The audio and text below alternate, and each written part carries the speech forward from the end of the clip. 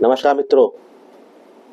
यदि आप online shopping करते हैं, चाहे आप साड़ी खरीदती हो, सूट खरीदती हो या चश्मा या कोई भी चीज, तो आप देखती हैं कुछ दिनों बाद वो प्रोडक्ट आपका खराब निकल जाता है।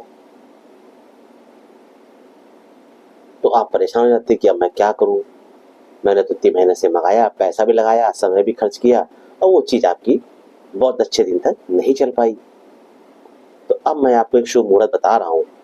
यदि आप इसमें ऑनलाइन शॉपिंग करती हैं, तो इस मुहूर्त का सही से लाभ उठाती हैं, तो आपको लाभ मिलेगा।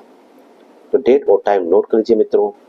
26 जून 2025 को दोपहर में 1 बजे से लेके 3 बजे के बीच में यदि आप अपना प्रोडक्ट को ऑनलाइन बुक करा देती हैं, तो ये प्रोडक्ट आपके लिए अच्छा साबित होगा और जल्दी खराब भी नहीं होगा और लंबे समय तक चलेगा। जानकारी अच्छी लग रही हो, लाइक करिए, सब्सक्राइब करिए और शेयर करिए।